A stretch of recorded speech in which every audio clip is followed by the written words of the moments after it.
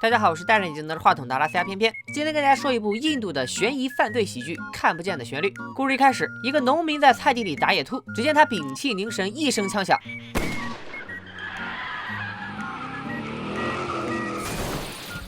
这个车祸是咋回事呢？不急，咱们先往下看。男主小白是个盲人钢琴家，身残志坚的他一心想攒钱去伦敦追求自己的艺术梦。虽然平日里生活多有不便，但眼睛看不见也有个好处，那就是能更加专注于作曲，获得更多灵感。这天，小白过马路时，不小心被路过的美女菲菲撞倒。菲菲为了道歉，请小白吃饭，因为小白会弹钢琴，于是菲菲就把他介绍到了自家餐厅工作。万万没想到，小白回到家以后，居然摘下了隐形眼镜。原来小白是装瞎，这样既能专注于作曲找灵感，又能利用弹琴获得别人的同情。日子一天天过，饭店的生意是越来越好，盲人钢琴家的名声也越来越响。小白和菲菲的感情逐渐升温，终于在一个雨夜完成了一次精神层面的深入交流。大郎年轻时是风靡一时的影视歌3期明星，继影后又投身房地产事业，离婚以后娶了比自己年轻好多岁的阿莲为妻。两人的结婚纪念日快到了，于是大郎瞒着阿莲邀请小白去他家演奏。小白依照约定来到了大郎家，准备给阿莲一个惊喜。然而阿莲却给了小白一个惊吓，客厅中竟然躺着大郎的尸体。小白立马说要去洗手间，毕竟他确实吓尿了。然而在洗手间，小白又差点吓到把尿憋回去。卫生间里这个拿枪的壮汉又是谁呢？让我们把时间往回倒一倒。大郎本来是想给阿莲一个惊喜，故意骗他说自己去出差，没想到提前回到家后，反而收获了爱的一束光。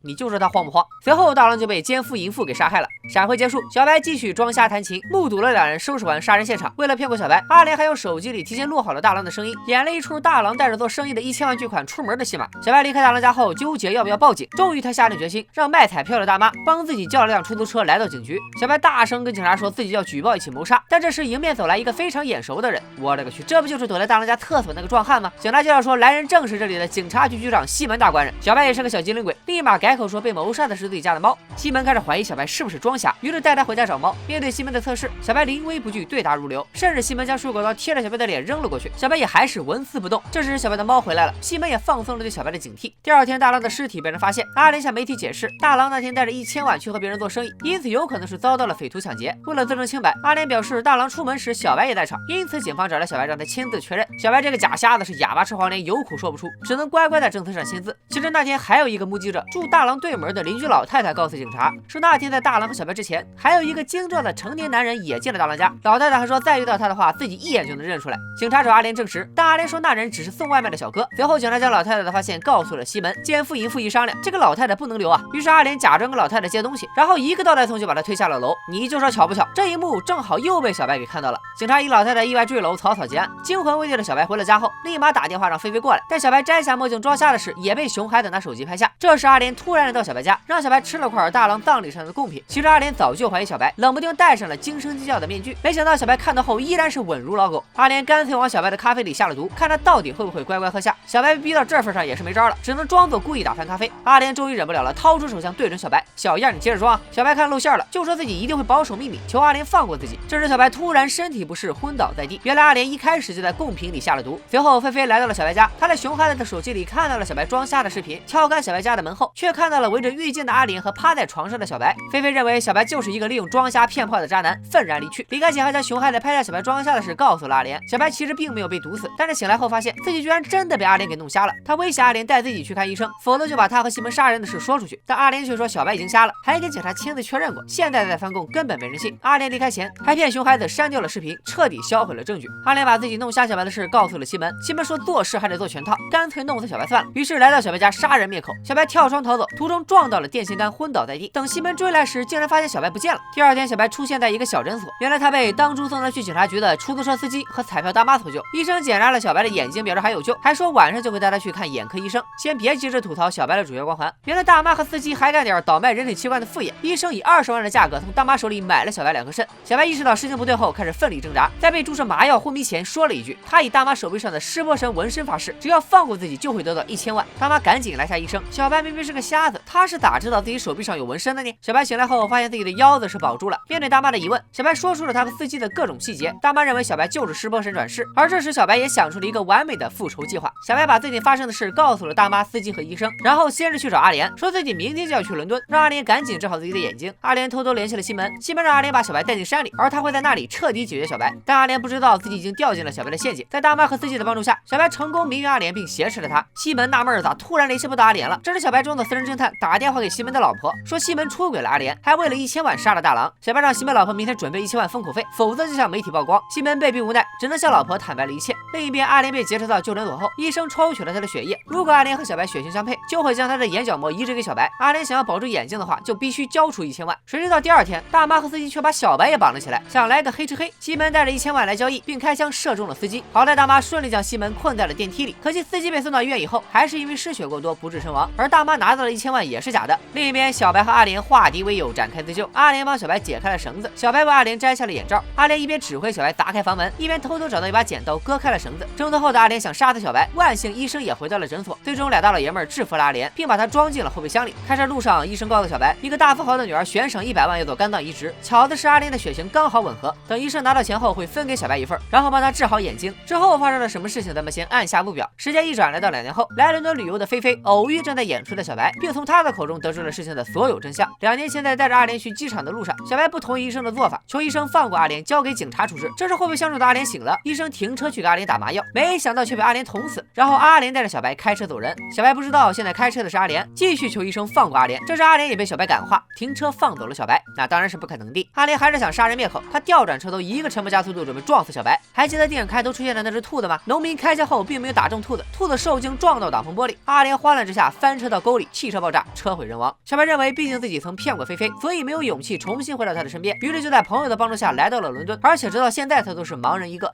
这时咖啡店服务员给了小白他的兔头拐杖，分别前菲菲说了一句，阿莲害死那么多人，当初小白和医生就应该摘掉他的眼角膜。小白听到这句话后陷入沉默，然后一个人默默离去。